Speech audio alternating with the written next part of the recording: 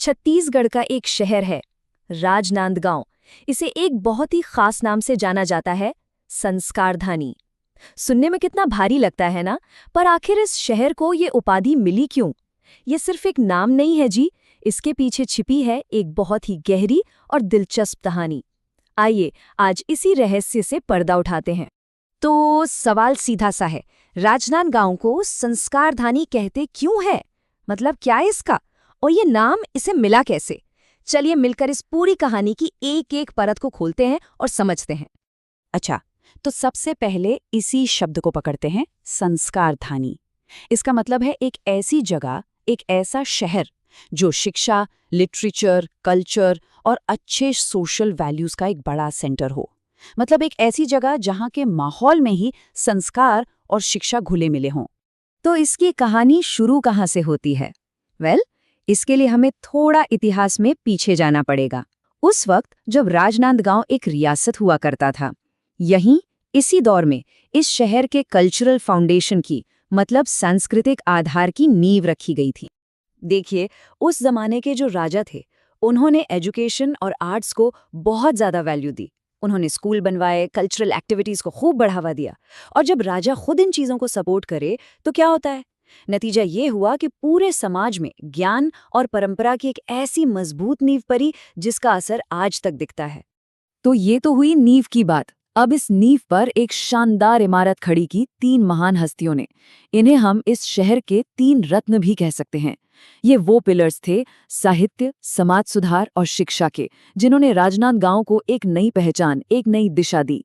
इनमें से पहले रत्न थे पदुमलाल पुन्नालाल बख्शी जी।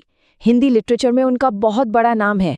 एक जबरदस्त निबंधकार और लेखक। उन्होंने मशहूर सरस्वती पत्रिका को भी एडिट किया। सोचिए, उस दौर में उन्होंने कितने ही लेखकों को एक प्लेटफॉर्म दिया होगा। उनके काम ने राजनांदगांव को लिटरेचर के नक्शे पर ला खड़ा किया। फिर आते हैं दूसरे स्तंभ, बालदेव प्रसाद मिश्र जी, एक बहुत ही जाने माने कवि और साहित्यकार। उनकी जो कविताएं थी, उनकी जो रचनाएं थी, उनमें भारतीय कल्चर, देशभक्ति और मॉरल वैल्यूज पर बहुत जोर होता था। उन्होंने अपनी कलम से, अपने साहित्य से समाज में एक सोशल रिस्पॉन्सिबिलिटी की भावना जगाई। और तीसरे रत्न, ठाकुर प्यारेलाल सिंह जी, वो सिर्फ एक महान फ्रीडम फाइटर ही नहीं थे, बल्कि एक बहुत बड़े सोशल रिफॉर्मर भी थे। उन्होंने एजुकेशन और इक्वालिटी के लिए बहुत काम किया, मजदूरों के हक के लिए आवाज उठाई। उनके इन कोशिशों से समाज में एक नई सोच, एक नई जागरूकता आई। तो ये तो हुई इतिहास की बात, पर ये जो कल्चरल विरासत है, ये सिर्फ किताबों में बंद होकर नहीं रह गई। आज भी राजनांदगांव के कल्चर में, वहाँ के समाज में इसकी झलक साफ साफ दिखती है। आज भी इस शहर में नाटक, संगीत, कवि सम्मेलन, इस तरह के प्रोग्राम्स रेगुलरली होते रहते हैं। और यही एक्टिविटीज तो हैं जो लोगों को अपनी जड़ों से, अपने कल्चर से जोड़े रखती हैं। इसी से तो संस्कृति जिंदा रहती है ना?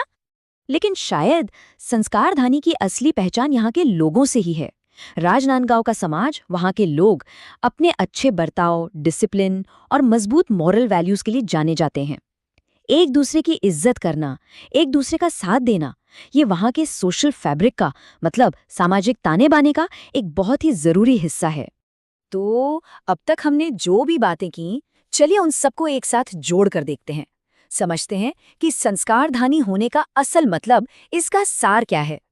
देखिए, राजनांदगांव को संस्कारधानी कहने का जो सबसे बड़ा और सबसे सटीक कारण है, वो है यहाँ पर एजुकेशन, लिटरेचर, कल्चर और सोशल वैल्यूज का एक गजब का बैलेंस डेवलपमेंट। कोई एक चीज नहीं, बल्कि इन सब का एक साथ बढ़ना। यही बात इस शहर को इतना खास बनाती है। तो अगर इसे संक्षेप में देखें तो ये सफर कुछ ऐसा था।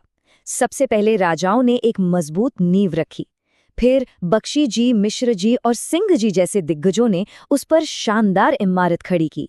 और ये विरासत आज एक जिंदा दिल कल्चर और एक नैतिक समाज के रूप में हमारे सामने है। बस यही है संस्कारधानी बनने की पूरी कहानी। तो ये थी राजनांदगांव की कहानी। अब एक सवाल मन में आता है, हर शहर की अपनी एक खास कल्चरल पहचान होती है ना?